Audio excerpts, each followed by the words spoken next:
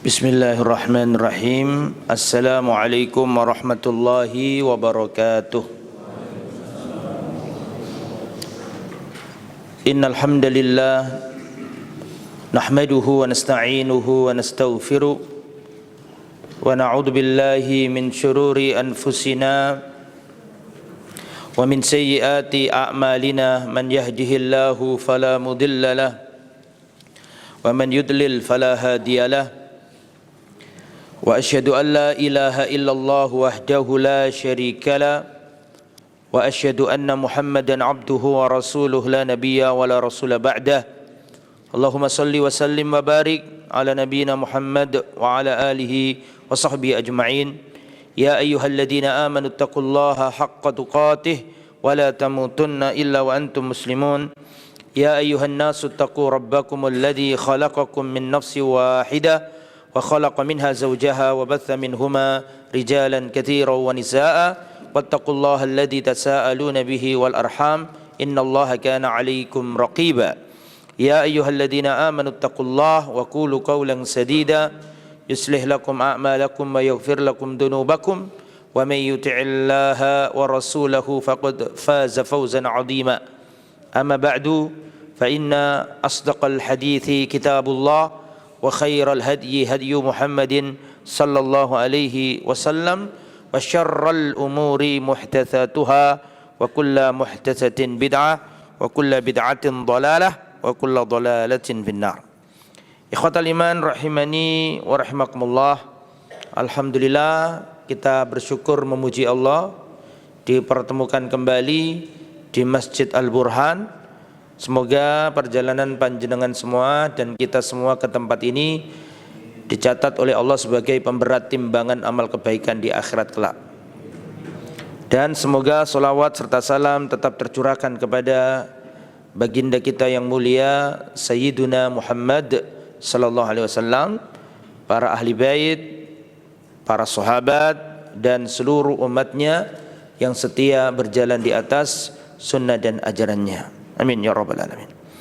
Para hadirin, kita lanjutkan kajian kitab Al-Aqidah At-Tahawiyah lil Imam Abi Ja'far At-Tahawi rahimahullah rahmatan wasi'ah.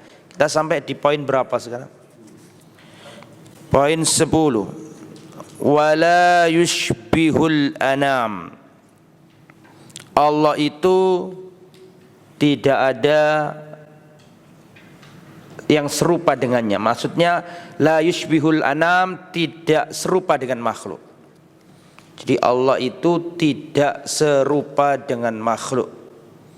Tidak ada yang menjadi setara dengan Allah, menyerupai Allah, tidak ada.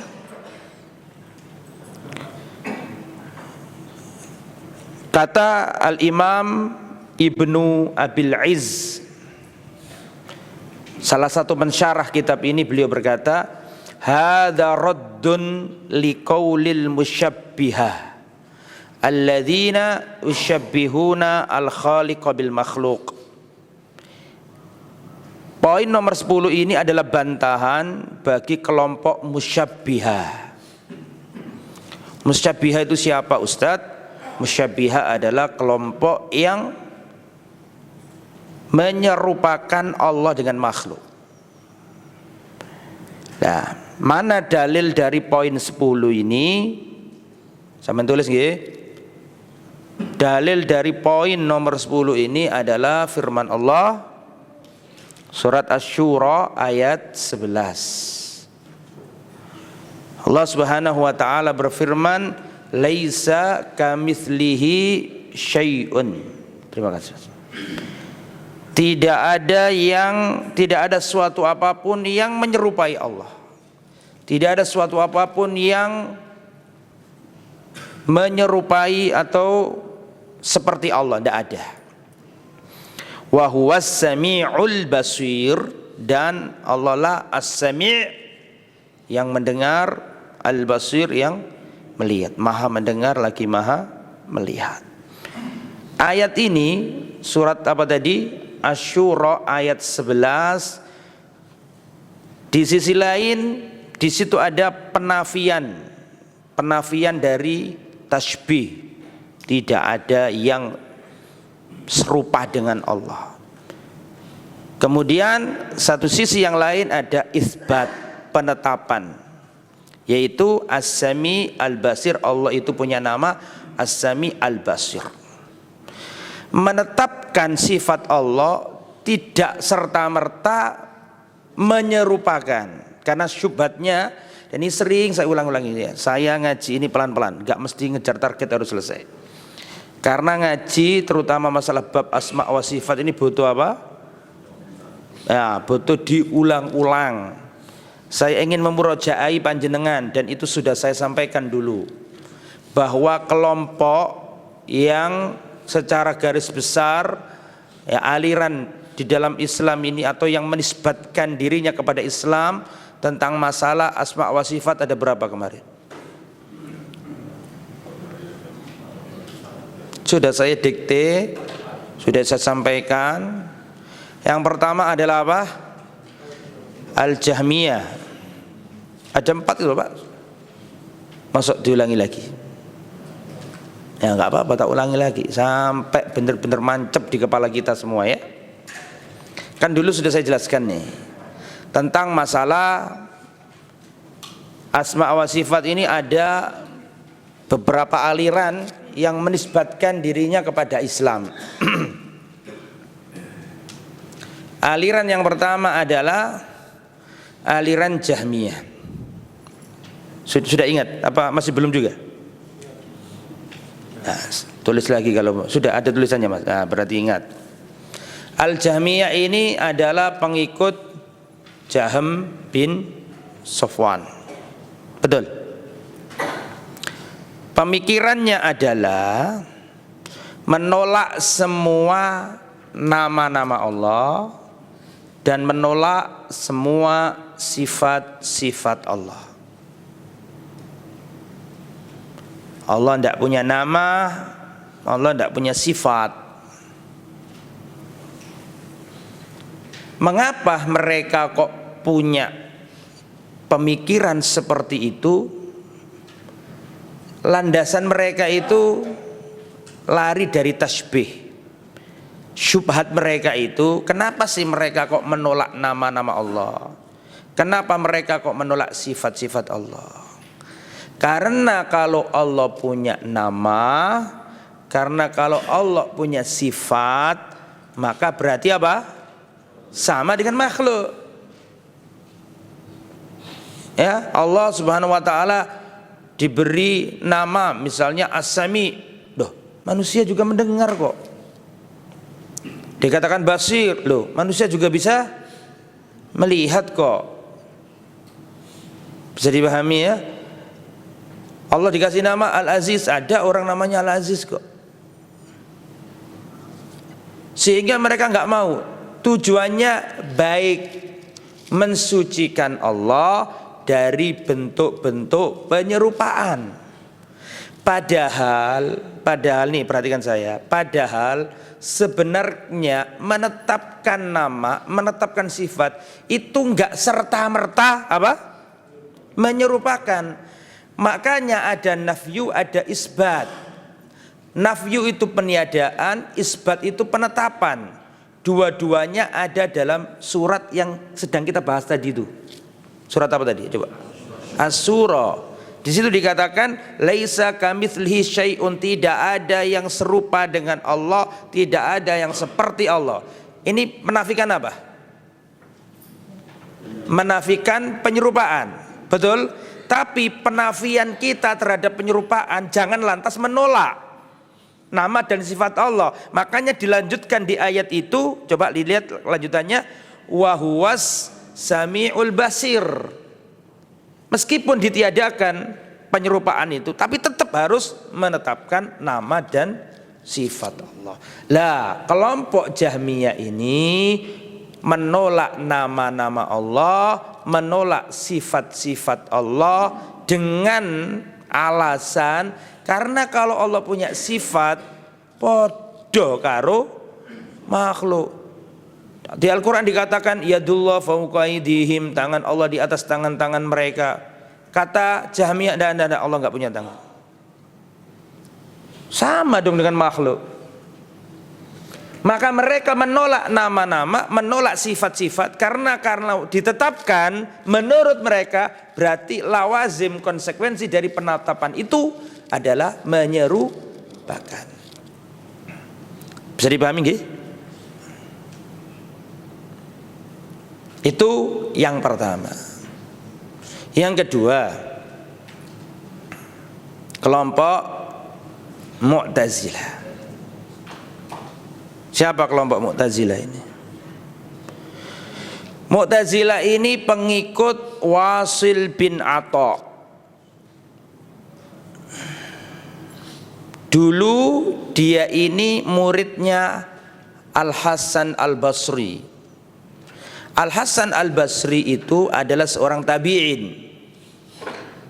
Maka Wasil bin Atha seandainya kok orangnya lurus, status dia itu sebenarnya adalah tabi'ut tabi'in. Kalau lurus, berhubung nggak lurus, dia i'tazala, menyingkir dari majelisnya Hasan Al-Basri, nggak mau nurut ulama, dia berpaling buat kelompok sendiri.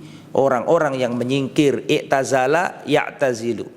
Mu'tazilah artinya orang-orang yang menyingkir, membuat grup baru, tidak mau ikut sawadul a'dham, tidak mau ikut mayoritas kaum muslimin yang lurus pada waktu itu. Jika buat kelompok sendiri, Wasil bin Atha tadi itu, dan pemikirannya tentang masalah asma wa sifat adalah, saya menulis gitu, dan saya pelan-pelan, saya ulang-ulangi, saya ingin sampai benar-benar paham.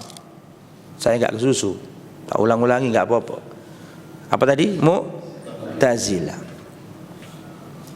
Mu'tazilah ini pemahamannya adalah menolak seluruh sifat-sifat Allah. Kemudian menetapkan nama-nama Allah, tapi nama yang kosong dari makna, kosong dari sifat, sekedar nama tok. Ada orang jeneng ini, menurut mereka ini ada orang jenenge bagus, tapi dia pencuri, dia pembohong, dia judi, dia main khamr, maka itu sekedar nama, tidak menunjukkan apa? Sifat. Karena kalau nama itu ditetapkan makna yang terkandung, berarti artinya dia mengakui sifat dong, padahal dia madhabnya adalah menolak sifat.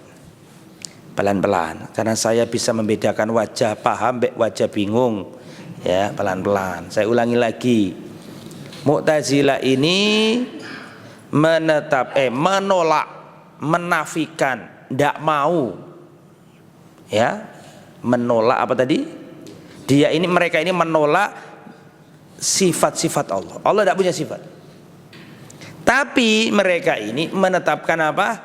Nama yang mujarradul asma bidunil ma'ani, sekedar nama tanpa makna yang terkandung dalamnya. Makanya orang Mu'tazilah mengatakan Allahu sami'un bila sam'in. Allah itu maha mendengar, tapi Allah nggak punya pendengaran. Allahu basir, Allah itu melihat, tapi Allah nggak punya penglihatan. Menetapkan nama tapi menolak sifat. Menetapkan nama tapi menolak sifat. Allah qadir, mampu, kuasa, bila kudroh, tapi gak punya kekuasaan. Menolak Allah punya tangan, enggak, Allah gak punya tangan. Allah punya wajah, enggak, Allah gak punya wajah. Pokoknya seluruh sifat-sifat Allah ditolak. Allah tinggi di atas arsy, enggak mau. Pokoknya seluruh sifat ditolak. Karena kalau sifat itu ada, podo karo makhluk. Alasannya mereka kayak gitu. Saya mau tanya, niatnya baik enggak? Sama, niatnya mereka sama, lari dari tasbih. Engkau tidak mau menyerupakan Allah dengan makhluk, itu memang benar. Tapi jangan sampai itu menolak nas, Gara-gara alasan itu engkau enggak menetapkan nama dan sifat Allah yang Allah kabarkan sendiri di dalam Al-Quran. Allah mengatakan yadullah fawqa aydihim, tangan Allah di atas tangan-tangan mereka. Lah Allah enggak punya tangan. Si ngomong Allah, ya meskipun soalnya kalau Allah punya tangan, pada karo makhluk. Lari dari penyerupaan, tapi terjatuh pada penolakan. Bisa dipahami? Penolakan apa tadi? Sifat dan nama Allah. Begitu juga dengan Mu'tazilah. Para ulama menjelaskan Mu'tazilah ini khunsa al-Jahmiyah, bancinya Jahmiyah. Mu'tazilah ini bancinya Jahmiyah. Karuan Jahmiyah ini gentle dalam kesesatan tapi ya.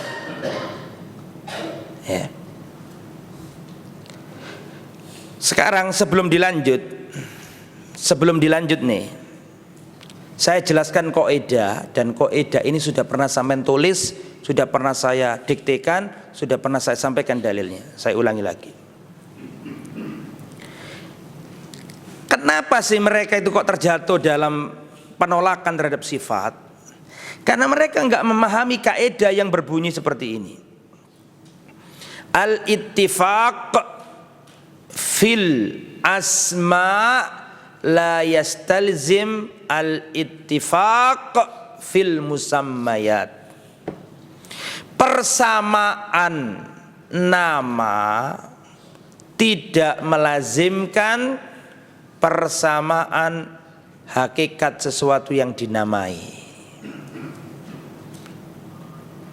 Saya ulangi, kesamaan nama tidak melazimkan kesamaan hakikat sesuatu yang dinamai. Mana dalil dari kaidah ini? Banyak, di antaranya saja. Perhatikan, butuh konsentrasi. Dalam surat Al-Maidah ayat surat Al-Maidah, An-Nisa kalau saya, An-Nisa 58, Allah Subhanahu wa taala berkata, "Innallaha kana sami'an basira." Sesungguhnya Allah itu sami'an basira. Allah dalam surat An-Nisa 58 insyaallah, ini Allah menamai dirinya. Apa tadi? Innallaha kana, sesungguhnya Allah itu sami'an. Sami'an artinya mendengar, basira melihat. Oke? Allah sendiri menamai dirinya sami'an basira. Pegang tuh ayat. Sekarang lihat surat Al-Insan ayat 2. Dalam surat Al-Insan ayat 2 itu Allah berfirman, "Inna khalaqnal insana min nutfatin amsyajin nabtali faj'alnahu sami'an basira." Kami jadikan manusia itu dari air mani. Terus di akhir ayat Allah berkata, faja'alnahu sami'an basira, dan kami jadikan manusia itu sami'an basira. Sudah paham sisi pendalilannya? Sisi pendalilannya dalam An-Nisa 58 Allah menamai dirinya sami'an basira, tapi dalam surat Al-Insan ayat berapa tadi? 2, Allah menamai, mensifati manusia dengan sami'an basira. Apakah mungkin kita katakan, loh ya apa sih Allah ini kok menyerupakan dirinya sama makhluk? Kan gak mungkin kita ngomong kayak gitu. Artinya apa? Kesamaan nama itu tidak melazimkan kesamaan hakikat sesuatu yang dinamai. Mohon dijawab. Sampun paham napa dereng? Sampun? Nah, kalau paham saya lanjut. Udah jelas ya? Kalau nggak paham nggak apa-apa, tanyakan saja. Lebih baik kita pelan-pelan. Oke, sudah jelas? Nah, jadi dua kelompok ini, Jahmiyah dan siapa? Mu'tazilah, sama-sama menolak sifat Allah. Betul? Alasan mereka menolak sifat tujuannya sebenarnya baik. Mereka ingin mensucikan Allah dari bentuk apa? Penyerupaan. Tapi larinya mereka dari bentuk penyerupaan atau tasbih itu over, sampai akhirnya mereka menolak ayat. Bisa dipahami? Oke. Lah, Padahal itu bisa dikompromikan. Apa komprominya? Komprominya adalah seperti yang saya sampaikan tadi kaidahnya, kesamaan apa? Nama tidak melazimkan kesamaan hakikat. Buktinya Allah menamai dirinya Sami'an Basira, di tempat yang lain Allah Subhanahu wa taala atau di ayat yang lain Allah Subhanahu wa taala melekatkan Sami'an Basira itu pada manusia, pada makhluk. Kan nggak mungkin toh. Jadi kan nggak mungkin Allah itu menyerupakan dirinya dengan makhluk, nggak mungkin. Artinya di sini nama nggak apa-apa, sama nggak apa-apa. Tapi hakikatnya apa? Berbeda. Maksudnya gimana Ustaz? Maksudnya begini loh. Allah Subhanahu wa taala punya sifat Sami'an. Apa yang ada di sudut-sudut dunia, di lorong-lorong dunia jagat raya ini, tidak ada apapun yang tidak didengar Allah. Semua didengar Allah. Amma sampean saya di balik tembok ini, ada suara apa di balik tembok ini? Sampean dengar nggak? Nggak dengar. Tapi ketidakdengaran kita apa di balik tembok ini tidak menjadikan diri kita ini tidak mendengar. Kita tetap mendengar, cuman pendengaran kita ini berbeda dengan apa tadi? Pendengaran Allah Subhanahu wa taala. Tidak ada masalah. Jadi menetapkan sebuah sifat itu enggak mesti menganggap apa itu apa? Serupa. Contoh lagi, basir. Saya panjenengan apa yang ada dalam ruangan ini sekarang ini panjenengan bisa lihat nih, di depan, di belakang bisa lihat kan? Tapi apa yang ada di belakang tembok ini saya nggak mampu melihat, panjenengan nggak mampu melihat. Tapi Allah di seluruh sudut lorong, tepian, di seluruh sudut jagat raya ini tidak ada kejadian atau apapun yang tidak dilihat Allah. Jadi podo-podo sami tapi beda gitu loh. Hakikatnya beda.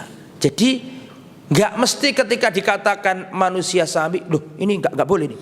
Ini nanti menyerupakan. Tidak mesti. Allah sendiri mengatakan itu kok. Dalam Al-Nisa 58 dirinya Sami'an Basira. Di sisi lain melekatkan pada manusia apa tadi? Sami'an Basira. Kira-kira bisa dipahami gitu? Nomor berapa ini? Lanjut yang tadi itu. Nomor 3. Ini murojaah sebenarnya ya. Nomor 3, Bapak Ibu yang dirahmati oleh Allah. Nanti kalau kurang paham ditanyakan tidak apa-apa. Yang nomor 3, kelompok Al-Asy'ariyah.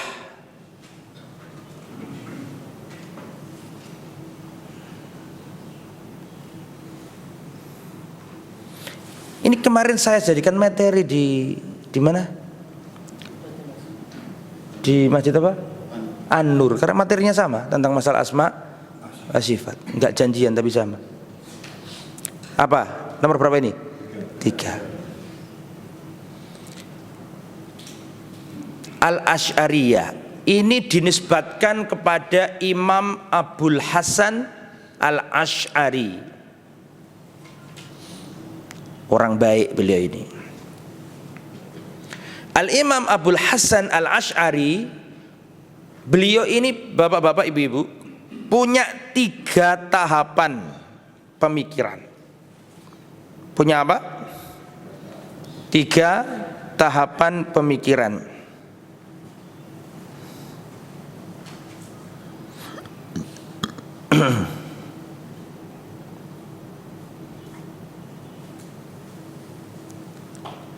Yang pertama,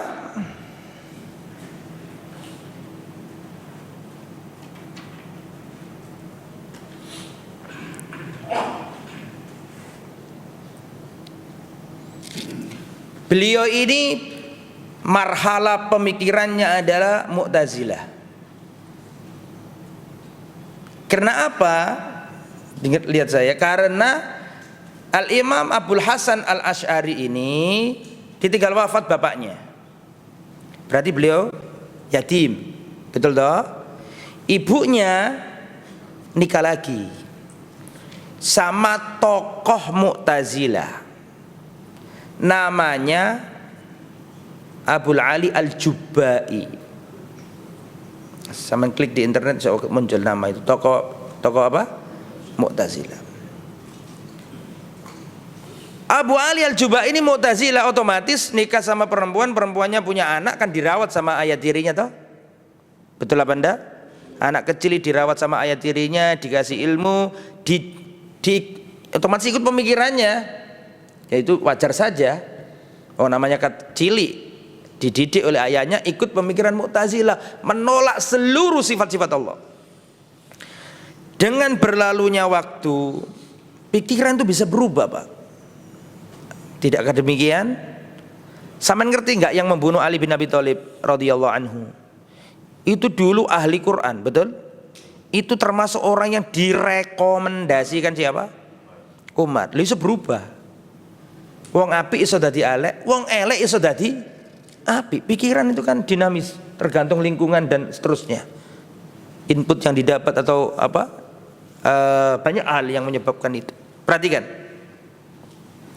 Setelah beliau berjalannya waktu, tambah usia, tambah ilmu, beliau menyadari bahwa pikiran Mu'tazilah tidak benar. Akhirnya beliau beralih ke fase yang kedua. Fase yang kedua ini adalah fase transisi. Apa maksud transisi di sini, Ustaz? Beliau ini menetapkan sebagian sifat-sifat Allah, tapi mentakwil sebagian sifat-sifat Allah. Masa transisi. Allah punya sifat Sami, Basir, punya nama Sami'an Basiran, sama punya sifat sama basar. Iya. Penglihatan ditetapkan, pendengaran ditetapkan. Ya. Kudrat ditetapkan.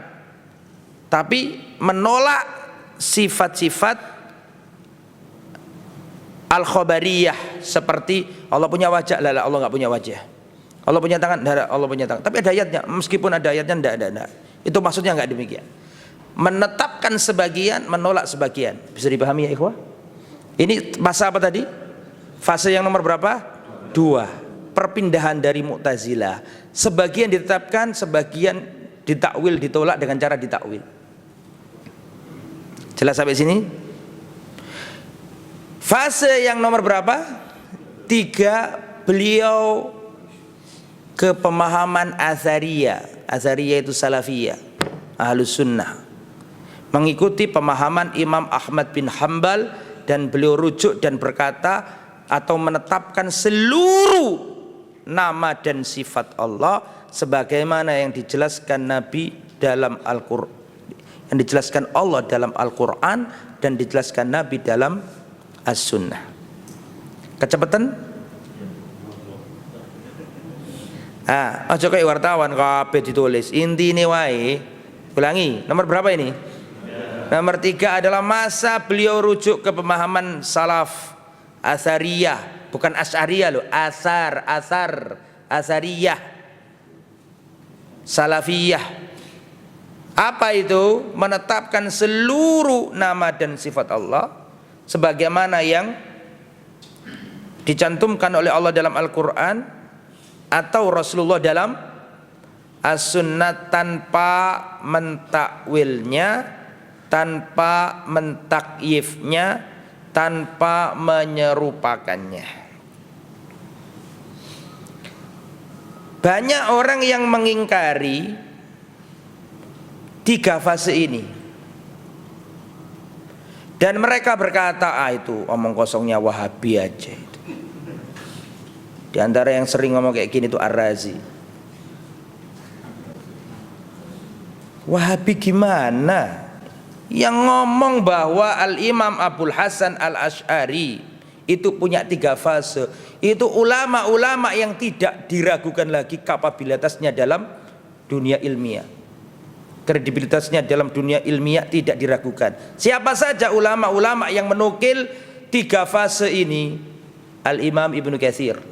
Jadi sing ngomong Imam Al-Asy'ariyah, Imam Abul Hasan Al-Asy'ari punya 3 fase, itu bukan wong-wong saiki, wis kat biyen. Di antaranya Imam Ibnu Katsir. Saya bacakan ya. Dan ini kan dulu sudah pernah saya sampaikan, nggih? Lupa. Ya ini, soalnya sebulan pisan, kadang-kadang juga rutin, ya lali. Ya, ditulis ya. Setelah kita tahu 3 fase tadi itu, kelompok Asy'ariyah kontemporer yang sekarang ini kalau disebut kelompok Asy'ariyah dari 3 fase itu yang nomor berapa? Saya ulangi nggih. Imam Abul Hasan Al-Asy'ari, namanya ini nanti dijadikan nisbat kelompok, namanya kelompok Asy'ariyah. Pengikutnya Imam Abul Hasan Al-Asy'ari. Oke, sampai sini di stop dulu. Nah, Imam Abul Hasan Al-Asy'ari sendiri itu kata para ulama punya 3 fase pemikiran. Pertama, menolak seluruh sifat Allah, yaitu Mu'tazilah. Betul apa enggak? Yang kedua, menetapkan sebagian, mentakwil sebagian. Jelas sampai sini? Yang nomor apa? 3 adalah menerima semuanya sebagaimana yang Allah dan Rasulnya sampaikan, tanpa mentakwilnya, tanpa mentasbihnya dan seterusnya. Perhatikan, dari 3 fase ini, kelompok yang sekarang ini ada namanya kelompok apa tadi? Asy'ariyah, itu ngerujuknya ke yang mana? Ke fase pertama, fase kedua, atau fase ketiga? Halo, bisa dipahami? Yang kedua. Sehingga kelompok Asy'ariyah yang dimaksud di sini yang nomor 3 tadi loh. 1 Jahmiyah, 2 Mu'tazilah, 3 Asy'ariyah. Asy'ariyah yang sekarang ini maksudnya adalah kelompok yang mengikuti fase keberapa? Kedua. Menetapkan sebagian nama Allah apa adanya, mentakwil sebagian sifat Allah. Sampeyan betul bingung nggih? Nah, kalau bingung tanya aja nggak apa-apa, langsung, nggak usah nanti. Nah, terus perhatikan.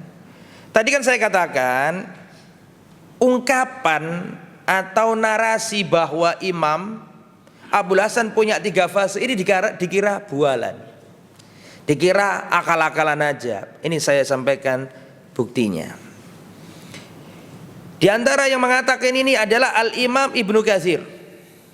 Imam Ibnu Katsir siapa yang meragukan? Kita sejak kecil nih kalau dikatakan ada tafsir Quran, mesti pikiran kita yang paling populer tafsir apa? Ibnu Katsir. Al-Imam Ibnu Katsir menukil tentang hal itu. Beliau mengatakan li Syekh Abil Hasan Al-Asy'ari salasatu ahwal. Imam Abul Hasan Al-Asy'ari punya 3 tahapan pemikiran, 3 keadaan. Yang pertama, awal wahal al-in'izal allati raja'a anha. Pertama adalah pemikiran Mu'tazilah yang beliau rujuk darinya. Karena beliau tadi punya bapak tiri namanya siapa tadi? Yang berpemikiran atau berhaluan apa? Mu'tazilah. Itu biar manusiawi lah. Namanya bocah kecil kan gitu kan. Terus sampai berapa usia beliau menyadari bahwa mungkin setelah ayahnya, bapaknya wafat, mungkin dia tambah ilmu, tambah paham, tambah luas pemahamannya. Beliau pindah dari fase yang pertama. Fase kedua, saya baca Imam Ibnu Katsir ya. Walhal azani, sebentar, yang ngomong siapa ini? Ibnu Katsir. Walhal azani, adapun kondisi kedua, isbatus sifat al-aqliyah sab'ah. Beliau menetapkan sifat-sifat Allah yang 7, hayat, ilm, kudrat, iradat, sama, basar, kalam, seperti yang dibuat pujian, Pak. Ngerti pujian dah? Pujian-pujian. Sama, basar, kalam, qadiran, murida, aliman. Nah itulah itu ditetapkan, mau kalau itu. Wa ta'wil khobariyah, tapi sifat-sifat khobariyah ditolak, ditakwil maksudnya. Wajh wa yabqa wajhu rabbika dzul jalali wal ikram, dan kekalah wajah Tuhanmu. Tidak, Allah enggak punya wajah. Maksudnya adalah begini. Contohnya yang lain, yadullah fauqa aydihim bal yadahu mabsutatani. Kedua tangan Allah terbentang. Kemudian tangan Allah di atas tangan-tangan mereka. Nah, itu bukan tangan maksudnya. Maksudnya adalah begini. Yang pertama tadi sebagian diterima sami'na wa ata'na. Yang kedua ini diterima tapi diapakan tadi? Ditakwil. Ini fase ke berapa? Fase kedua. Walhal asalis, adapun kondisi yang nomor 3, tahapan nomor 3, isbatu dzalika kullihi min ghairi takyifin, menetapkan seluruh sifat-sifat Allah tanpa mentakyif, membagaimanakan. Allah punya yad, sami'na wa ata'na. Allah punya yad, punya tangan, tapi tanpa membagaimanakan gitu loh. Gak oleh ngomong ini terus gimana ya tangannya Allah, tidak boleh. Imani Allah punya tangan, tapi takyifnya serahkan kepada Allah. Bisa dipahami nggih? Wala tasbihin, tanpa menyerupakan, menetapkan tanpa menyerupakan. Jaryan ala madhab salaf, ya, yang sejalan dengan madhab salaf. Perhatikan, wahiyya tariqatihi fil ibana, dan inilah metode Imam Abul Hasan dalam kitabnya Al-Ibana. Allati sunnafaha akhiran, dan kitab Al-Ibana itulah yang dikarang beliau terakhir kali. Artinya kan yang paling terakhir dari pemikiran beliau. Ini yang ngomong siapa ini? Imam Ibnu Katsir. Sekarang mereka punya pemikiran enggak kitab Al-Ibana itu dipalsukan. Gini ya, mohon maaf. Ini yang ngomong Imam Ibnu Katsir. Kalau Anda menganggap yang sekarang kitab Al-Ibana yang sekarang itu menurut Anda itu dipalsukan, berarti Imam Ibnu Katsir termasuk orang yang tertipu, kan gitu kan? Mafhum? Berarti pemikiran kayak gitu itu enggak sekarang, sejak zaman dulu. Buktinya ulama lain telah menyatakan itu. Bisa dipahami ya? Nah, Ustadz, apakah ada ucapan ulama lain yang menunjukkan Imam siapa tadi Abul Hasan punya 3 fase? Ada. Siapa Ustadz? Imam Az-Zahabi. Dan siapa yang meragukan Imam Zahabi? Imam Jarh wa Ta'dil di antara beliau. Beliau berkata, falahu salasatu ahwalin. Beliau Imam Zahabi punya 3 kondisi. Kok Imam Zahabi? Imam siapa? Abul Hasan punya 3 kondisi, 3 tahapan pemikiran. Hal kana mu'tazilian, keadaan kondisi pertama beliau dulu Mu'tazilah, dan itu sangat bisa diterima udurnya karena beliau hidup di lingkungan apa tadi? Mu'tazilah, punya ayat diri yang berpahaman apa? Mu'tazilah. Yang kedua, sunniyan fi ba'dhin dunal ba'd, separuh sunni separuh ndak. Berarti bahasa yang keberapa ini? 2, transisi tadi loh Pak. Wahal, dan yang ketiga, wahal kana fi ghalibil usul sunniyan. Ketiga adalah mayoritas pokok-pokok ajarannya sunniyan, yaitu ahlus sunnah.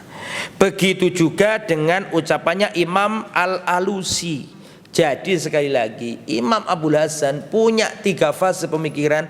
Itu bukan omongan orang zaman sekarang, sudah dari dahulu.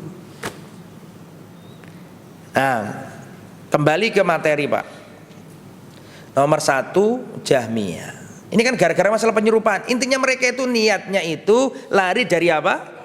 Penyerupaan, tapi over gitu loh. Sampai akhirnya menolak ayat-ayat yang menunjukkan apa?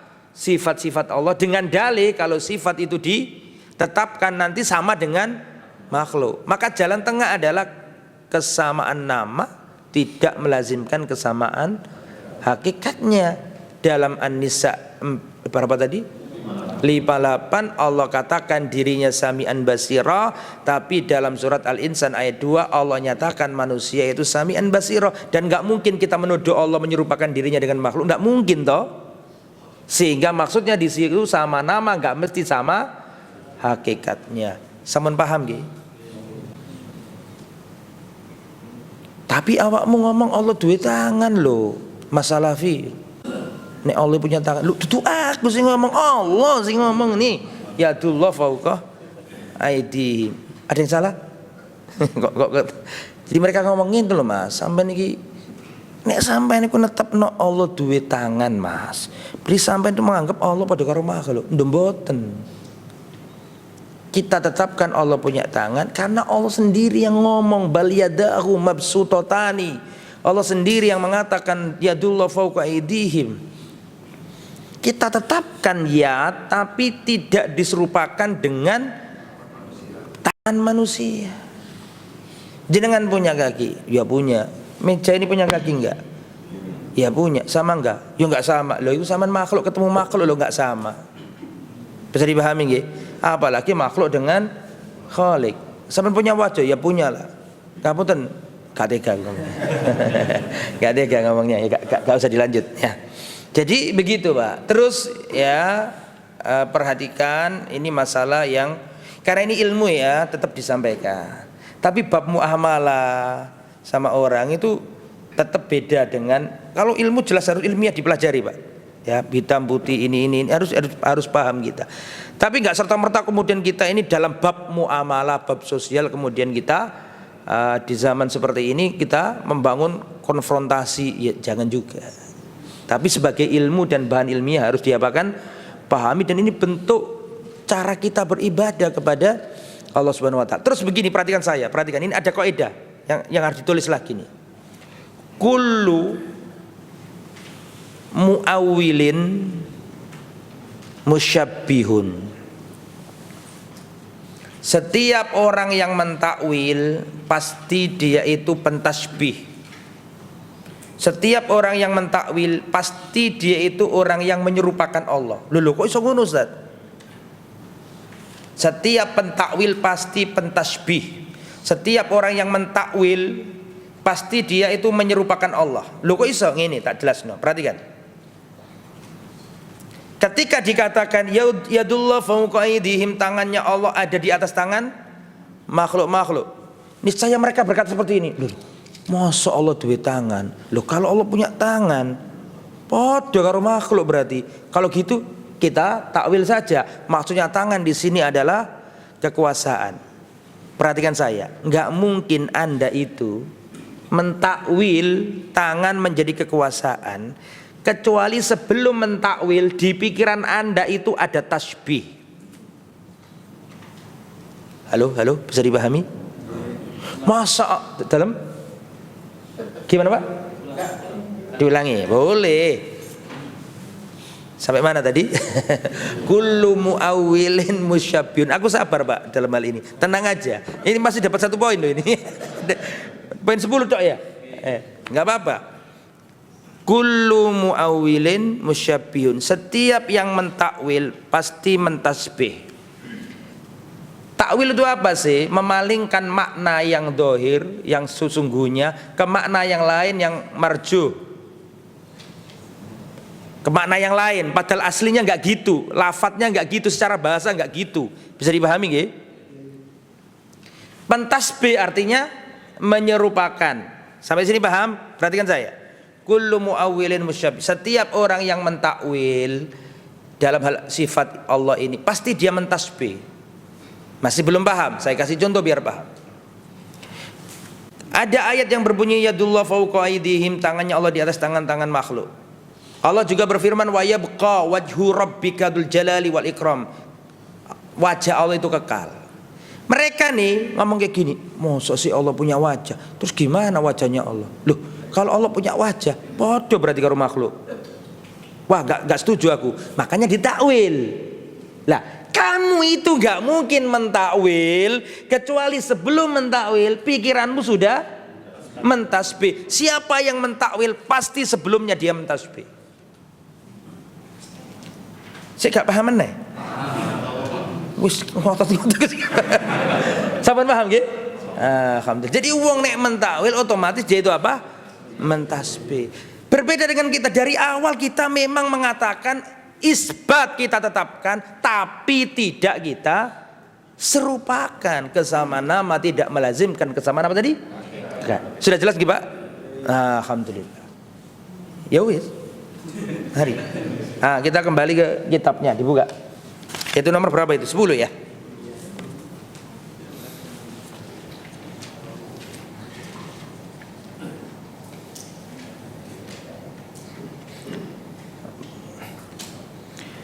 Al-Imam Abu Hanifah, ulama mazhab 4 itu kenceng semua dalam hal ini Pak. Ada ucapannya Imam Abu Hanifah yang bagus sekali. Beliau berkata, la yushbihu, dalam kitabnya Al-Fiqhul Akbar. Imam Abu Hanifah itu punya kitab jenenge Al-Fiqhul Akbar, fikih akbar. tapi isinya bab akidah. Itu menunjukkan fikih zaman dulu itu artinya tidak seperti fikih zaman sekarang. Kalau fikih sekarang kan identik dengan peribadatan gitu, sholat, zakat, puasa.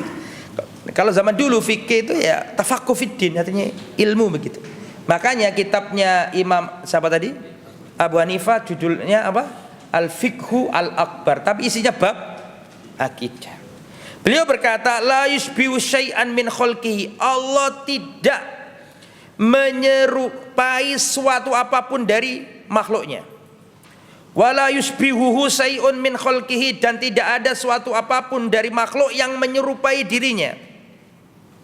Kemudian Allah Subhanahu wa taala berkata, Allah Subhanahu wa taala, Imam Abu Hanifah berkata, wa sifatuhu kulluha khilafa sifatil makhlukin, dan seluruh sifat-sifatnya Allah itu berbeda dengan sifat-sifatnya makhluk, meskipun secara nama apa? Sama. Perhatikan. Ya'lamu, Allah itu mengetahui, berilmu. Laka ilmina, tapi tidak seperti ilmunya kita. Berarti kan beliau menetapkan Allah punya ilmu, manusia juga punya ilmu, tapi ilmunya Allah berbeda dengan ilmunya makhluk. Ilmunya Allah tidak terbatas, ilmunya makhluk terbatas. Beliau juga berkata, wa yaqdiru la kaqudratina, Allah itu kuasa tapi tidak seperti kekuasaan kita. Kita kuasa untuk memindah ini dari sini ke sini, kita kuasa, tapi kekuasaan kita yang terbatas. Bisa dipahami nggih? Coba angkatan gunung, gak iso. Kalau Allah mampu saja. Bisa dipahami. Jadi ucapan beliau saya kembalikan, ya'lamu laka ilmina.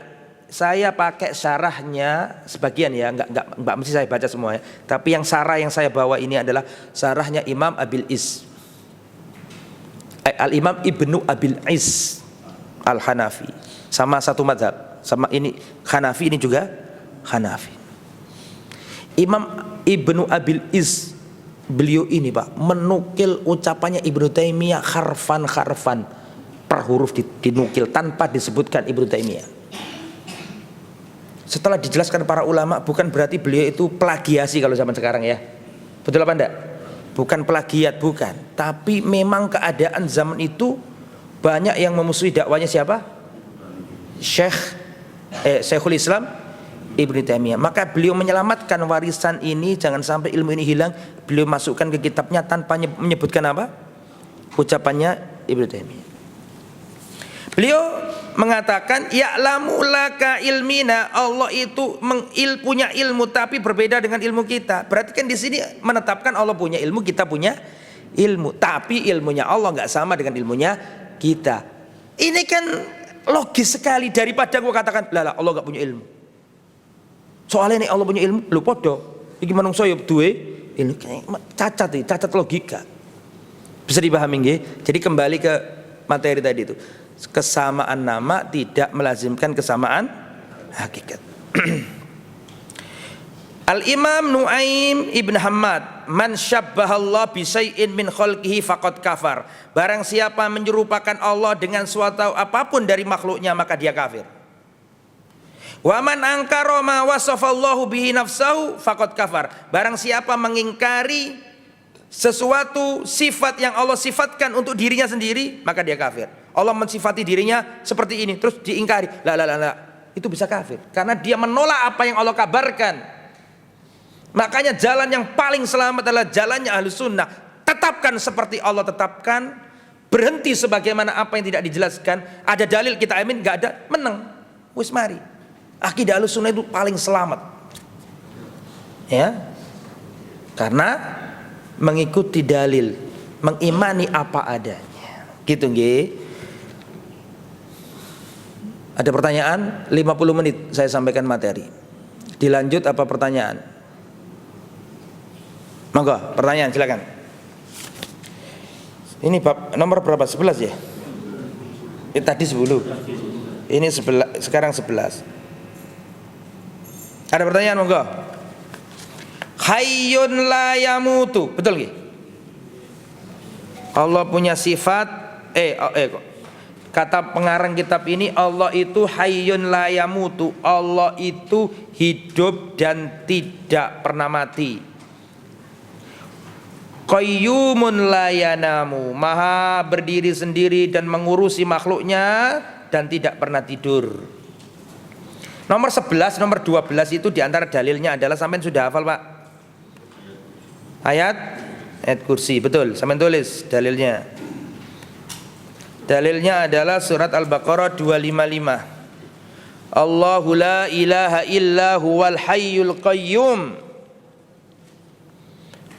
Allah itu tiada yang berhak disembah kecuali Dia, Al-Hayyu yang maha hidup, Al-Qayyum yang maha apa? Berdiri sendiri dan mengurusi seluruh makhluknya. La ta'khuduhu sinatu wala naum. Allah itu enggak ngantuk, tidak tidur. Al-Baqarah berapa? Ini memang pengarang kitab ini Pak, ini poin-poinnya saja. Tugas ulama berikutnya yang apa? Ngasih dalil penjelasan. Dulu kan gitu Pak. Itu nomor-nomor itu bukan dari pengarang kitab loh ya. Sampai biar tahu faedah ilmunya. Jadi nomor-nomor yang di kitab sampai dulu Pak. 1, 2, 3 sampai nomor berapa sekarang? 11, 12. Nomornya itu enggak dari pengarang. Ini nomor dari penerjemah. Bisa dipahami nggih? Untuk memudahkan kita dalam belajar. Tapi kalau kitab aslinya enggak ada nomor-nomor gitu. Hayyun la yamutu qayyumun la yanamu. Nah, dalil lain yang mendukung nomor 11 dan 12 sampean tulis, yaitu surat Ali Imran ayat 1 sampai 3. Surat Ali Imran ayat 1 sampai 3. Alif lam mim. Allahu la ilaha illa huwal hayyul qayyum nazzala 'alaikal kitaba bil haqq. Dalil yang lain surat Al-Furqan ayat 58. Wa tawakkal 'alal hayyil ladzi la yamutu, dan berserahlah diri kepada zat yang maha hidup yang tidak pernah mati. Nah itu ya, jadi Allah enggak tidur, enggak ngantuk, karena tidur dan ngantuk itu sifat kekurangan. Allah itu qayyum. Ada seorang tokoh sudah wafat, semoga Allah mengampuninya. Dia mengatakan orang Salafi itu mengatakan Allah di atas, berarti Tuhan mereka itu kayak Sun Gokong dan Dewi Kwan Im. Ada di videonya, masih ada. Tahu kan teman kan? Sudah wafat, gak usah disebutkan namanya, semoga Allah mengampuni, sudah. Tahu kan maksudnya? Itu kan menunjukkan orang yang mentakwil itu mentasybih. Padahal kita yang dituduh gak pernah punya pikiran kayak gitu. Nah ini kalau kita nggak paham dan nggak ngaji, iya bener omongan wong iki, berarti enggak bener itu. Makanya harus ngaji biar kita paham.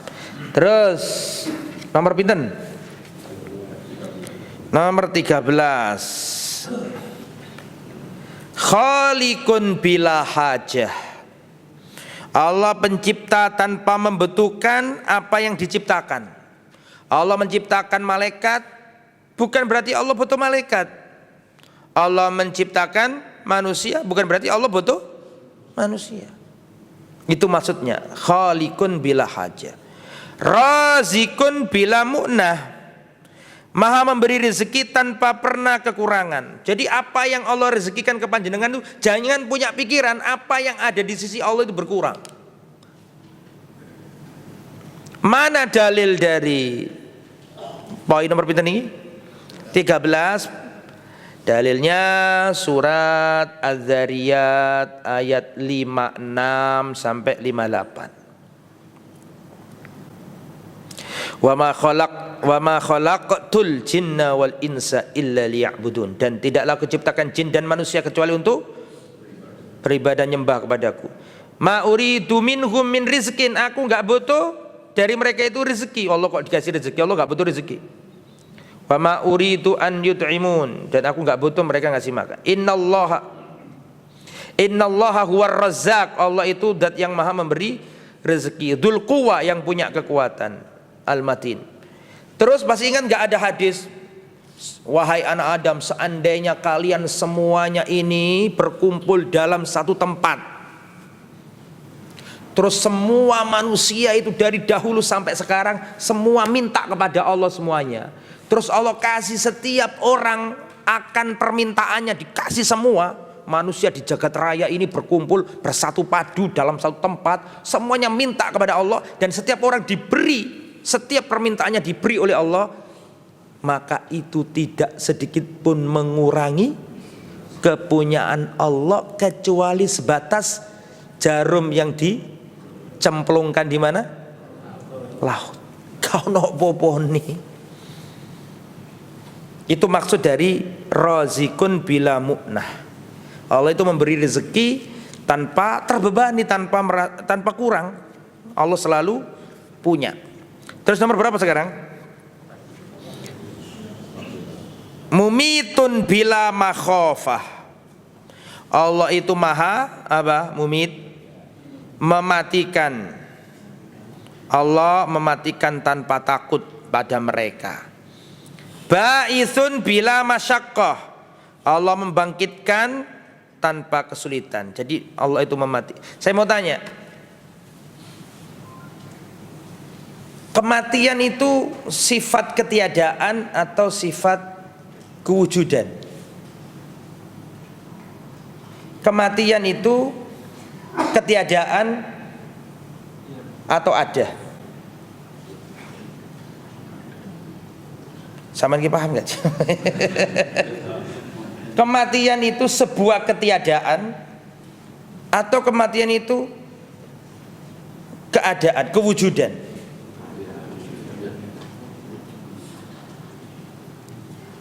Adam lawan kata dari wujud. Wujud itu ada, nyata, wujud. Adam itu non wujud. Lah, kematian itu wujud atau non wujud? Kematian itu wujud. Kematian itu bukan ketiadaan. Mana dalilnya? Surat Al-Mulk ayat 2. Alladzi khalaqal mauta wal hayata liyabluwakum ayyukum ahsanu amala. Allah menciptakan kematian. Kalau seandainya kematian itu ketiadaan, enggak mungkin toh ketiadaan kok diciptakan. Diciptakan berarti itu bukan ketiadaan. Paham? Halo, sinyalnya mulai rada error iki. Jadi surat apa tadi? Al-Mulk ayat 2. Alladzi khalaqal, kan sampeyan wis hafal kabeh tadi. Alladzi khalaqal mauta wal hayata liyabluwakum ayyukum. Allah itu menciptakan kematian dan kehidupan. Loh, kematian loh diciptakan Allah. Itu menunjukkan kematian itu bukan ketiadaan tapi ada. Seandainya kematian itu ketiadaan, ya gak mungkin diciptakan. Diciptakan berarti itu apa? Ada. Sebagian orang falasifa, para filosof itu, kematian itu ketiadaan. Maka yang benar kematian itu bukan ketiadaan. Ya. Wal adam la yusafu bikauni makhluqan. Ketiadaan itu nggak mungkin disifati sebagai makhluk. Sedangkan Allah katakan kami jadikan khalaqa. Kami ciptakan kematian. Berarti kematian itu makhluknya Allah. Khalaqa kan, khalaqa. Kami ciptakan. Berarti kematian itu ciptaan Allah. Nggak mungkin sesuatu diberi sifat ciptaan kecuali itu berwujud. Gitu nggih. Terus ba'itsun bila masyaqqah. Allah itu membangkitkan tanpa kesulitan. Ini juga dalil bahwa ahlu sunnah mengimani bahwa nanti ada hari apa? Kebangkitan. Kabeh menungso nanti dibangkitkan, Pak. Dibangkitkan dalam keadaan telanjang.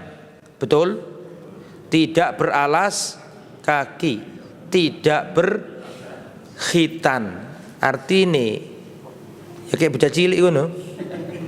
Durung dikhitan.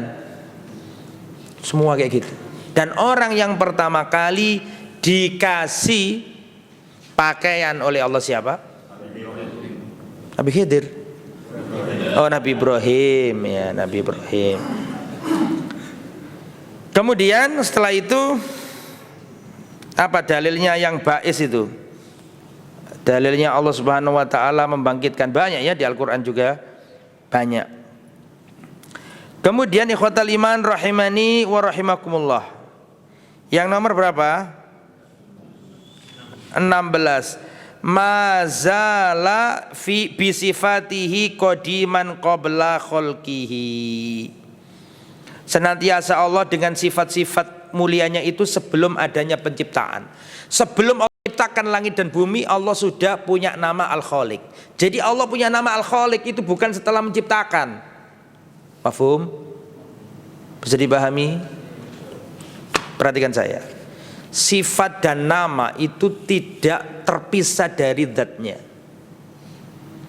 Allah punya nama Al-Khaliq, sang pencipta, bukan hanya karena setelah menciptakan bumi jagat raya ini, makhluk. Artinya sebelum menciptakan makhluk pun Allah sudah tersifati dan punya nama apa? Al-Khaliq. Itu maksudnya ini. Nah, coba terjemahnya apa sih? Dia tetap senantiasa dengan sifat-sifatnya yang qadim sebelum penciptaan yang dilakukannya. Ya, artinya sifat-sifat Allah yang kita sebutkan, nama-nama Allah dalam Al-Asma Al-Husna 99 itu bukan karena menciptakan baru punya nama. Sejak sebelum menciptakan pun, sejak zaman azali, Allah Subhanahu wa taala sudah punya sifat-sifat itu. Dan itu kan sudah kita jelaskan di awal-awal dulu kan. Di antara nama Allah itu kan Al-Awwal, awal yang tidak ada sebelumnya sesuatu, dan Allah itu Al-Akhir yang tidak ada sesudahnya itu sesuatu. Itu sebagai yang lebih tepat dari kata-kata qadim. Pengarang kitab ini menggunakan qadim. Coba sampean lihat. Betul. Coba sampean lihat, itu sudah saya jelaskan dulu ya. Sing gak elok di awal-awal mungkin bingung. Coba sampean buka halaman 3. Sudah ketemu? Sudah? Halaman 3, poin nomor berapa? 6. Di situ kan qadimun bila ibtida, daimun bila intiha. Allah itu qadim, yang paling lama. Qadim itu artinya aslinya yang paling lama. Tapi penterjemah ini, penterjemahannya yang saya lihat itu mengkondisikan, dan benar terjemahan ini. Ya, maksudnya benar itu meluruskan apa yang ditulis oleh siapa? Penulis. Begini maksudnya. Imam Abu Ja'far At-Tahawi memilih kata apa tadi? Qadim. Allah itu qadim. Menurut beliau loh ya. Tapi ini bukan dikritik ya, dijelaskan maksudnya oleh para ulama sesudahnya. Yang lebih tepat bukan qadim, karena nggak ada teks agama baik dari Al-Quran maupun Sunnah Allah itu punya nama qadim, nggak ada. Maka yang lebih tepat Al-Awwal, karena kalau dikatakan yang paling lama, sesuatu yang lama itu akan bisa jadi apa? Baru. Atau sebaliknya, sesuatu yang baru bisa jadi apa? Lama. Maka yang lebih tepat, perhatikan di sini, yang kata yang lebih tepat adalah Al-Awwal, dan itu ada ayatnya dan ada hadisnya. Antal awwalu falaisa qablaka syai'. Engkau adalah zat yang maha awal, yang tidak ada suatu apapun sebelummu, dan engkau Al-Akhir, yang tidak ada suatu apapun setelahmu. Jadi maksud saya begini Pak, qadim itu bukan nama Allah, tapi yang nama Allah apa tadi? Al-Awwal, itu yang ada dalilnya. Sehingga dimaksudkan, maksud qadim di sini adalah yang awal. Nama-nama dan sifat-sifat Allah sudah ada sejak zaman azali, sejak zaman dahulu, sebelum terjadinya apa tadi? Penciptaan. Jadi nama Allah Al-Aziz, Al-Khaliq, itu bukan Allah diberi nama itu setelah Allah menciptakan, enggak. Tapi nama itu sudah ada pada Allah sebelum terjadinya apa? Penciptaan.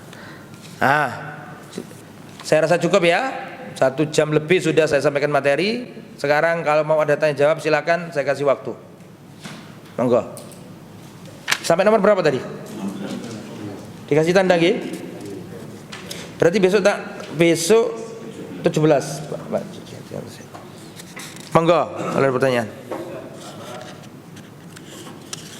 Orang yang mengingkari asma dan sifat dalam hal kesyirikan, salah satu kesyirikan adalah tidak melakukan Allah dalam asma dan sifat, itu tingkat syirik besarnya itu lebih buruk mana daripada orang yang dilakukan syirik besar dalam hal ibadah?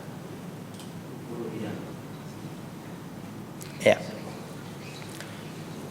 Para ulama itu, Mas, tadi saya katakan kan, barang siapa mengingkari nama atau sifat Allah maka dia kafir. Kata para ulama seperti itu.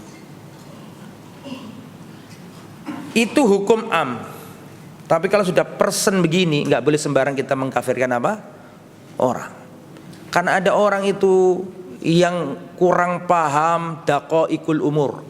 Ada orang itu nggak paham kenjelimetan atau hal-hal yang detil dalam agama. Apalagi dia hidup di lingkungan yang seperti itu kondisinya, sehingga dia mentakwil ya dikatakan apa? Kudro misalnya, istawa dikatakan apa? Istaula. Maka para ulama kalau itu orang-orang yang para ulama mengatakan Asy'ariyah nggak sampai kafir. Bahkan Asy'ariyah termasuk yang paling dekat dengan ajaran Atsariyah, Salafiyah. Bisa dipahami ya? Makanya yang paling parah tadi apa? Jahmiyah. Turun apa? Mu'tazilah. Turun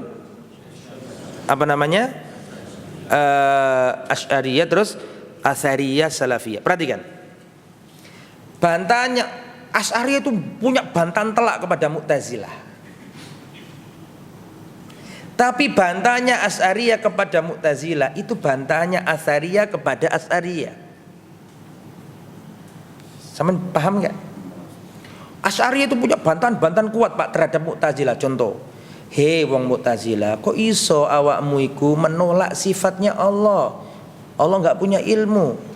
Kata orang Mu'tazilah, kalau kamu tetapkan Allah punya pendengaran, kalau kamu tetapkan Allah punya penglihatan, kalau kamu tetapkan Allah punya ilmu, kudrat dan seterusnya, berarti kamu menyerupakan Allah dengan makhluk. Karena makhluk pun punya ilmu, makhluk pun punya pendengaran, makhluk pun punya penglihatan. Apa jawabannya Asy'ariyah?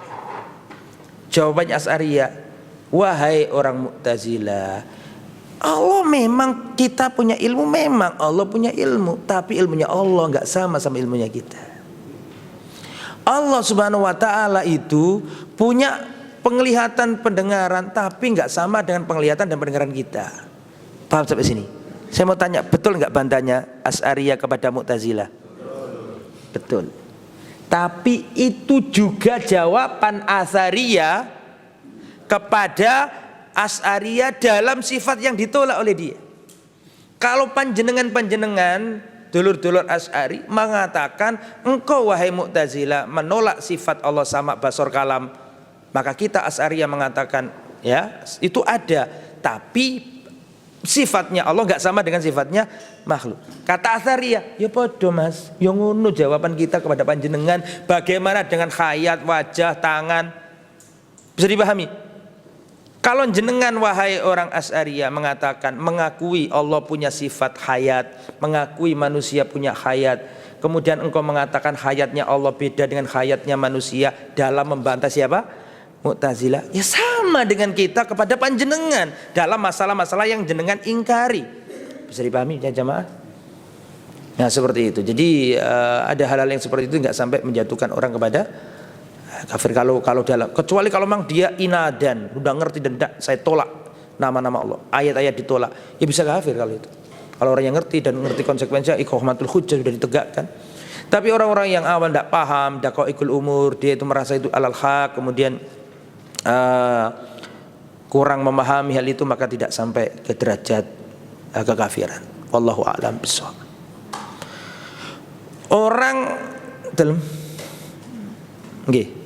Orang kafir Quraisy itu menolak nama-nama Allah, sifat-sifat Allah. Dalilnya apa? Ketika perjanjian Hudaybiyah, Ali bin Abi Thalib disuruh Nabi, tulis wahai Ali, Bismillahirrahmanirrahim. Kata orang kafir Quraisy, stop, jangan ditulis Bismillahirrahmanirrahim. Kami nggak tahu siapa itu Ar-Rahman, siapa Ar-Rahim, kami nggak tahu. Tulis saja Bismikallahumma.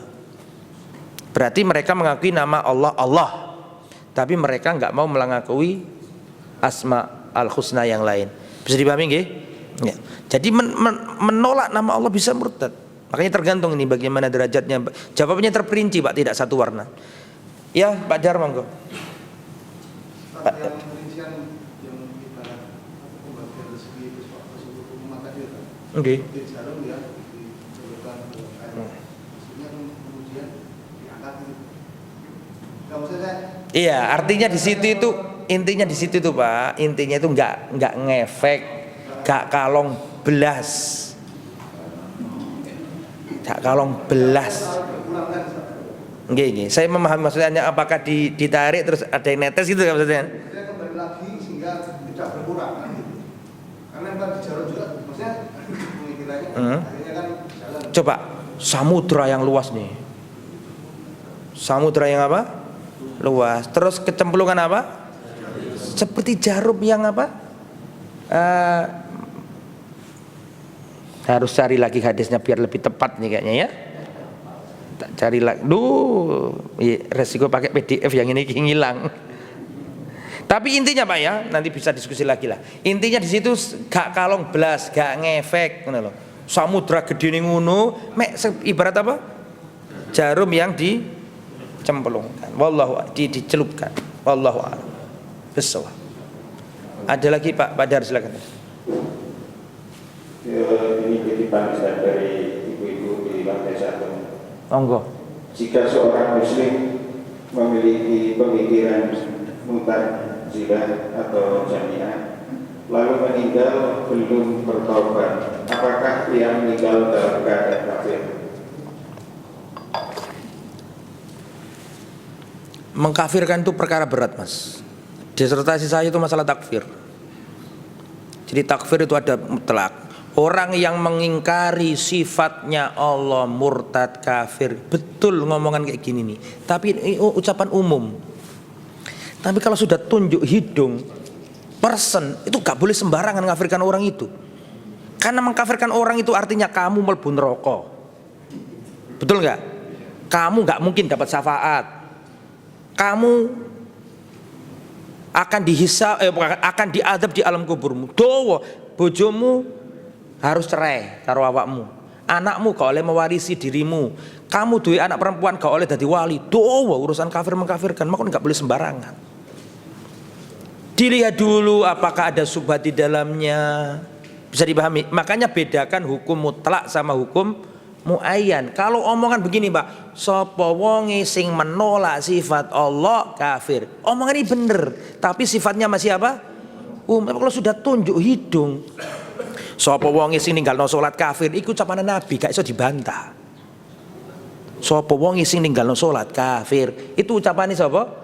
Rasul faman tarakaha faqad kafar. Tapi sampean duwe tangga sejak maghrib jagongan sampean mulai nang gone masjid sik jagongan durung salat, sampai salat isya sik jagongan. Marung sampean gak kuat iki, kok gak paham-paham tangga iki. Sampean mulai teko masjid, Mas, sampean wis kafir. Soalnya tak delok kok gak pernah sholat maghrib. Kok ojo sembarangan ngafirna wong. Makanya hukum mutlak beda dengan hukum apa tadi? Tadi kan ada perkataannya Imam Nu'aim bin apa tadi? Kan mengatakan barang siapa menolak atau menyerupakan atau menolak sifat-sifat Allah kafir. Ini hukum apa? Mutlak. Ada pun persen, gak boleh sembarangan. Hati-hati. Iqamatul hujjah dulu. Kalau ada subhat harus dihilangkan apa? Subhatnya. Dia ngomong gitu karena bodoh apa karena di atas ilmu? Apa iya dawa urusan ini ya. Jadi urusan kafir mengkafirkan ini nggak boleh apa sembarangan ya. Wallahu a'lam bishawab. Barang siapa yang melakukan ini kafir, sedangkan omongan itu ada dalil dari Al-Quran dan Sunnah, betul omongan itu. Tapi kalau sudah dipraktekkan langsung kemana? Person nggak boleh gegabah. Harus ada mufti, harus ada ulama yang rosyih ilmunya ya, harus ada dipanggil dulu, iqamatul hujjah dulu, dihilangkan syubhatnya. Jadi jangan gampang apa?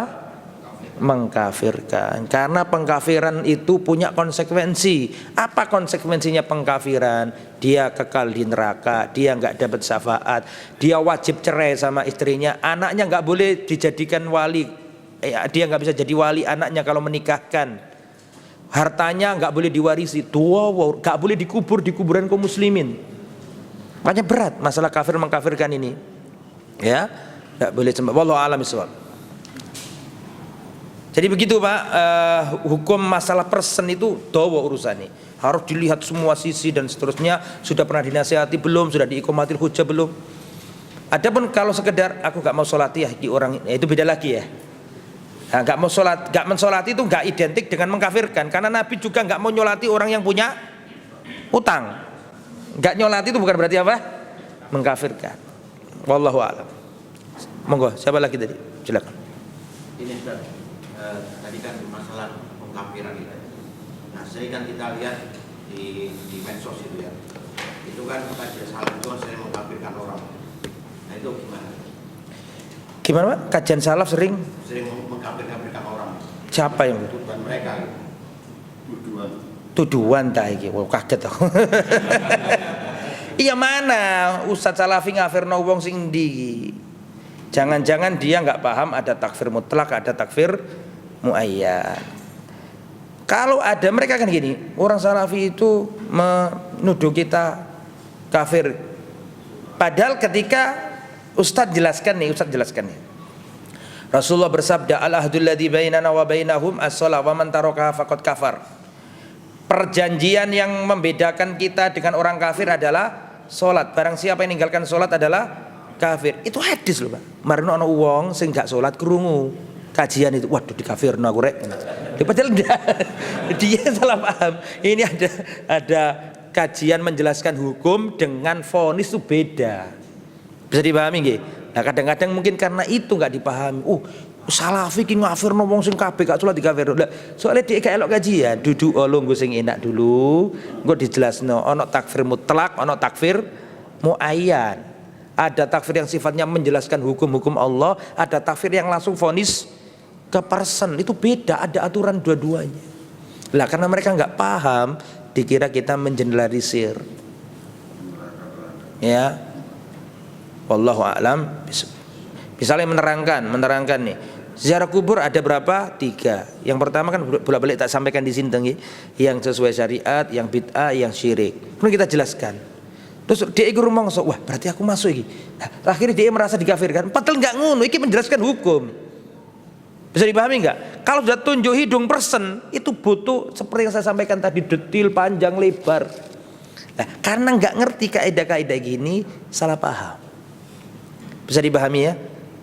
Mana ada Ahlussunnah wal Jamaah Salafi mengkafirkan kaum muslimin. Tidak ada, kecuali memang orangnya murtad atau orangnya benar-benar mengatakan kaul-kaul kufuran yang nyata jelas wele-wele misalnya. Ya itu beda lagi. Gitu nggih, wallah. Makanya ada komunikasi yang nggak nyambung. Makanya debat-debat di medsos kadang-kadang ini gak nyambung. Iki jawab itu gak yang dimaksud oleh orang yang ngomong, itu sering terjadi. Nah itu butuh duduk, butuh diskusi supaya nyambung. Wallahu a'lam bishawab. Termasuk ini loh Pak, kita melarang sholawat. Sebentar Pak. Biasanya nggak pernah sepanjang ini loh, soalnya nggak bisa dikaji. Aku juga bingung, nggak terwaktu nih. Sebentar. Spot di karung ini loh Pak. Ustadz kita sering menjelaskan sholawat itu nggak boleh pakai musik, nggak pakai joget-joget. Mesti kok sing keluar itu judulnya Salafi gak gelem sholawat, ngelarang sholawat. Padahal dia nggak paham maksud kita. Sopo sing ngelarang sholawat iki sopo?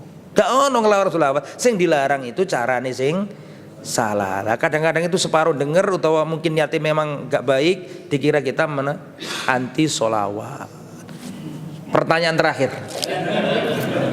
Saya tunggu dari tadi kok belum tanya beliau ini ya. Monggo. Apa perbedaannya Wahabi dengan Salafi? Dowo Pak. Penjelasan pertanyaan terakhir tapi dowo nek dijelasno. Gini ya kan dowo kan kandhani kok. Wahabi itu Pak Dulu itu ada firqah namanya Wahabi di Afrika Utara.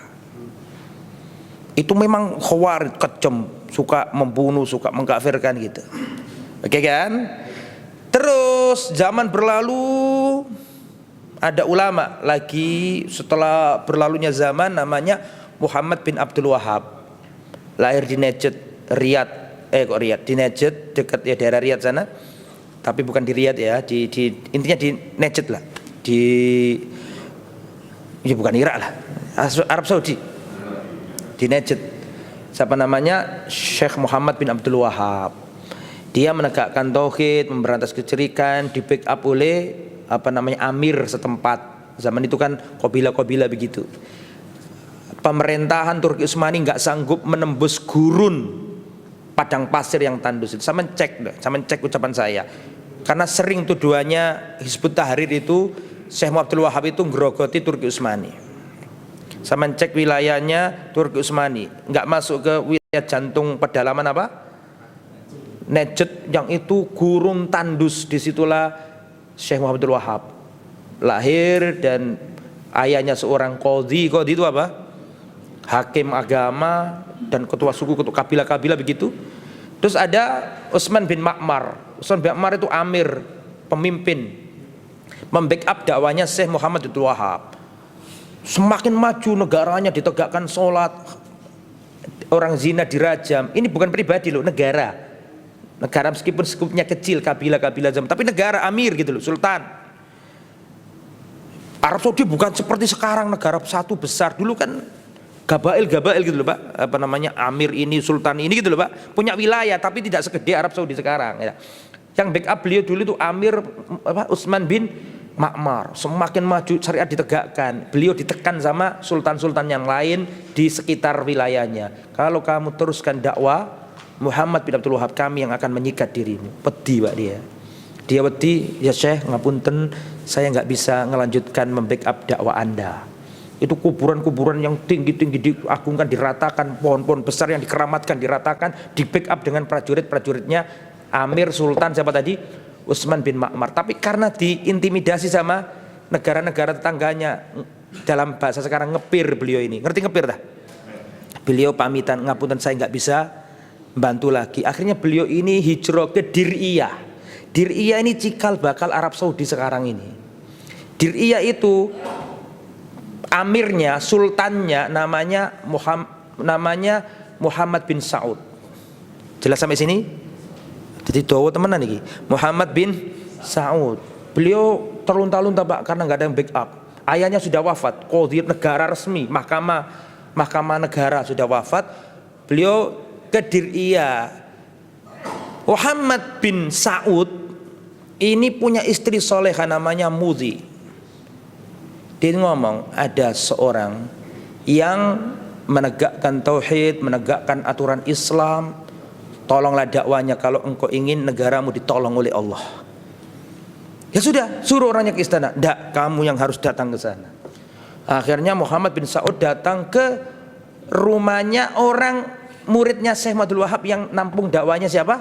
Syekh Abdul Wahab. Terus terjadi kerjasama. Syekh, kita akan membesarkan negara ini, Anda jadi bagian agamanya, saya bagian pemerintahannya. Sampai detik ini Pak, rajanya Alu Saud, yang bagian keagamaan Alu Syekh Muhammad bin Abdul Wahab. Sampai sekarang mufti Arab Saudi itu keturunannya Muhammad bin Abdul Wahab. Sampai sekarang. Dan Arab Saudi itu 3 kali Pak, 1 tumbang, direbut lagi, tumbang, bangkit lagi. Sekarang ini Arab Saudi fase ke-3. Lah, semakin luas menegakkan tauhid dan seterusnya. Akhirnya negara-negara kecil dilibas Pak, tambah gede. Sampai sekarang sama lihat petanya Arab Saudi, hampir Jazirah Arab semuanya. Mungkin 70-80% dari Jazirah Arab. Ada Yaman yang gak ikut Saudi kan gitu kan, ada Oman, ada Kuwait. Tapi secara mayoritas Jazirah Arab dikuasai oleh siapa? Kan gede Pak Arab Saudi. Itu Arab Saudi yang ketiga sekarang. Lah, munculnya Syekh Muhammad bin Wahab, kemudian anak keturunannya itu di zaman imperialisme, kolonialisme. di mana Indonesia dijajah Belanda, pertama dijajah Portugis, ya kan? Terus dijajah Belanda, terus kemudian India, Pakistan, Bangladesh dijajah oleh Inggris, Afrika itu kebanyakan dijajah oleh Perancis. Jadi di saat negara-negara Islam tunduk takluk kepada penguasa Barat pada waktu itu kan, nah ini dakwahnya Syekh Abdul Wahab ini kan dakwah tauhid Pak, nggak bisa dipimpin oleh orang kayak gitu-gitu kan. Maka ulama-ulama Nusantara datang ke Mekah, dapat ilmu tauhid dari anak keturunannya Muhammad bin Abdul Wahab, harus tauhid, memberantas kesyirikan. Pulang-pulang mereka membangkitkan gelora jihad, di antaranya di antaranya Imam Bonjol, di antaranya kalau yang mendekati kemerdekaan berarti pendiri Muhammadiyah, pendiri Al-Irsyad, pendiri Persis, Kiai Haji Ahmad Dahlan, Surkati, kemudian Ahasan, kan gitu nggih. Terus dakwah ini terus. Lah, ketika Imam Bonjol itu salah satu fenomena yang ada di Indonesia, Pak. Perlawanan kaum berjubah berjenggot menentang company kan gitu nggih. Itu fenomena ada di semua negara. Bukan hanya di Indonesia, Sumatera tok. Di India ada gerakan kayak gitu. Di Afrika Utara ada gerakan itu, percikan-percikan kebangkitan dari zaman imperialisme itu otomatis kan mengganggu penguasa Barat. Bisa dipahami nggak Mas? Mengganggu Perancis, mengganggu Belanda, mengganggu Inggris. Maka Inggris, Perancis itu menyatukan visi. Kelompok yang kayak gini itu enak dikasih nama apa? Bisa dipahami nggak Mas saya? Ini cocoknya dikasih nama Wahabi, soalnya mereka ini ikutnya Muhammad bin Abdul Wahab. Wahabi pengikutnya Muhammad bin Abdul Wahab. Karena gerakannya Syekh Muhammad Abdul Wahab ini mengganggu kaum imperialis. Karena nggak mungkin orang ahli tauhid mau dipimpin oleh orang-orang yang kayak gitu. Zaman dulu orang umat Islam ada kerja paksa, ya kan, ditindas, bangkit melawan, Pak. Itu nggak hanya di Indonesia, Pak, ada di India. Di India karena gerakan ini cepat, Inggris melihat perlu dikasih tandingan, akhirnya dibuatlah Ahmadiyah. Ahmadiyah itu buatan Inggris, Pak. Gitu walau ngomong politik internasional iki. Ya, doa ngomong iki. Nah, begitu juga di negara-negara Afrika Utara. Afrika Utara kan dulu kan kebanyakan Inggris, dijajah Perancis. Orang-orang Afrika yang hitam-hitam itu juga banyak yang bisa bahasa Perancis karena mereka dijajah, Pak. Kebangkitan itu umat Islam dari percikan-percikan dakwanya. Lah mengganggu kaum kalian, dikasih nama Wahabi. Bahkan sama klik di internet, orang-orang suku tertentu di Sumatera Utara menggugat kepahlawannya Imam Bonjol. Pasti ada di internet. Dianggap ini gerakan radikal, dianggap gerakan. Bisa dipahami saya? Itu dari sisi, Pak, orang Barat merasa gerakan ini mengancam eksistensi kedaulatan negara mereka yang ditaruh di negara-negara jajahannya. Itu satu pihak. Pihak yang lain gak seneng dengan dakwah ini karena memberangus kesyirikan, kebatilan. Orang-orang sufi gak suka juga, ya, ikut mempopulerkan istilah Wahabi. Syiah ikut mempopulerkan istilah Wahabi, termasuk Turki Utsmani ikut mempopulerkan istilah Wahabi karena gerakan ini di mana-mana. Kebetulan dulu itu ada firqah namanya apa tadi? Wahabiyah di Afrika Utara. Maka teks-teksnya para ulama yang membantah firqah sesat itu diambil, dipakai untuk membantah Wahabi dalam tanda petik yang sekarang ini. Padahal seandainya ada ulama salaf zaman dulu ngomong tentang gerakan Wahabi, maksudnya itu yang mana? Yang pertama. Karena kita bodoh gak ngerti begini, diambil, ditaruh di sini, dikira itu. Bisa dipahami nggih? Bisa dipahami, Pak? Perlu dikaji khusus, Pak. Sirah atau perjuangan Muhammad bin Abdul Wahab itu butuh waktu 1 jam penuh itu. Ini kan cuma nerangkan 10 menit tadi. Sesekali nanti nggak apa-apa itu. Bagaimana perjuangan beliau. Kitab Tauhid karangnya Syekh Muhammad bin Abdul Wahab itu dipelajari di Angkatan Laut, gitu. Yang terjemahkan pertama kali antaranya B. Arifin. Orang-orang tua insya Allah kenal dengan nama ini. sing nom-nom gak kenal. Ya, zaman itu tahun 80 70 iya Pak ya. Ada yang kenal B. Arifin? Angkat tangan. Tahu kan kitab-kitab Samudra Al-Fatihah dan seterusnya. Termasuk orang yang zaman itu yang kokoh, Pak. Kiai saya Karangasem, Paciran, Lamongan. Itu di tempat tertentu Pak, ada kuburan yang disembah-sembah gitu. Langsung dijeboli sama murid-muridnya, izin sama polisi dulu. Sama warga. Dijeboli Pak. Di Tanjung Kodok ada. Ya karena percikan dakwah Syekh Muhammad bin Abdul Wahab. Sampai bergelora para ulama berjihad dulu ya karena percikan dakwah itu. Wallahu a'lam bishawab. Di antara pondok lama yang mengajarkan kitab tauhid Syekh Abdul Wahab adalah Mas Kumambang. Tahu Mas Kumambang ya? Yang di Dukun Gresik itu. Itu dari awal itu saya pernah menemukan buku jelek banget gitu. Ternyata itu bukunya Syekh Muhammad Abdul Wahab. Sudah diajarkan di kitab itu. Baru tahun 90-an awal ustadz-ustadz kita pulang dari generasi awal ya. Saya minta kasih tahu ya. Gitu awan yang bakal gitu. Ustadz Anur Rafi, Ustadz Abu Nida, itu semuanya itu beliau itu muridnya Yiman.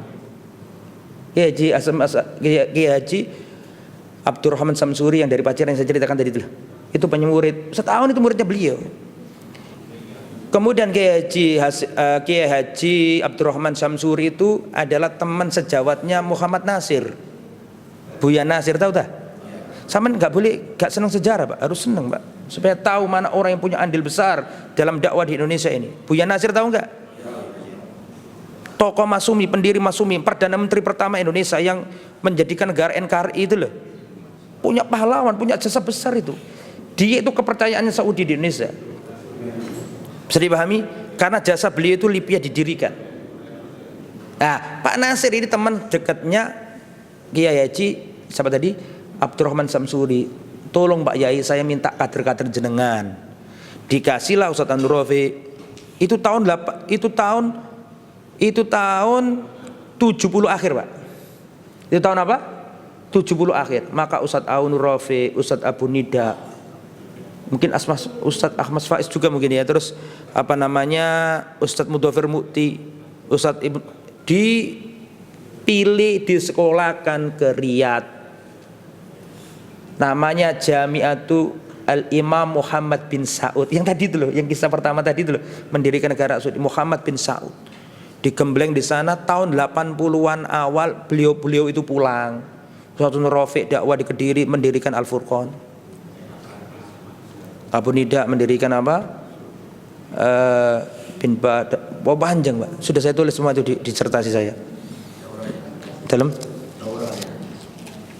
Ya Allah, jam 6:30. Ya, kita cukupkan sampai di sini. Ngapunten, jazakumullah khairan katsiran. Kita tutup dengan bacaan apa? Kafaratul majlis. Subhanakallahumma bihamdika asyhadu an la ilaha illa anta astaghfiruka wa atubu ilaik. Saya lupa. Al-Burhan ini mau membebaskan lahan, Pak. Ini gak guyon, ini serius ini. Ya, di depan sini ini ada lahan kosong. Jangan eman untuk mengeluarkan harta di jalan Allah. Sudah sering tak sampaikan ke panjenengan. Yang ditulis itu enggak hanya amal, tapi bekas peninggalan kita. Surat Yasin ayat 12. Bolak-balik tak sampai no. Wa naktubu ma qaddamu wa atharahum, dan kami catat amal-amal mereka dan kami catat bekas-bekas peninggalan mereka. Jadi yang dicatat itu tidak hanya amal, tapi ada bekas-bekas peninggalan. Kalau sampean mati Pak, ninggalno tanah di sini yang kita bebaskan dipakai masjid, sampean mati Pak, tapi dipakai sholat, dipakai ngaji, dipakai sujud, terus dapat kiriman pahala. Jangan eman. Ayo kita support bareng-bareng. Sampean punya tetangga, punya teman, punya relasi suge-suge, ayo kita bareng-bareng sokong apa? Al-Burhan. Insya Allah ini amal jariah kita. Kita mati kalau kita meninggalkan bekas kebaikan itu terus mengalir. Setuju ya? Monggo kita pikir bareng-bareng, disokong bareng-bareng. Ini keberadaan Al-Burhan di sini nikmat dari Allah, harus kita syukuri dan kita kembangkan, dan kita harus punya andil. Gak harus banyak Pak, tapi sampean punya andil. Karena itu jadi bekas peninggalan yang terus mengalir pahalanya. Ngoten nggih? Semoga bermanfaat. Subhanakallahumma bihamdika asyhadu an la ilaha illa anta astaghfiruka wa atubu ilaik. Assalamualaikum warahmatullahi wabarakatuh.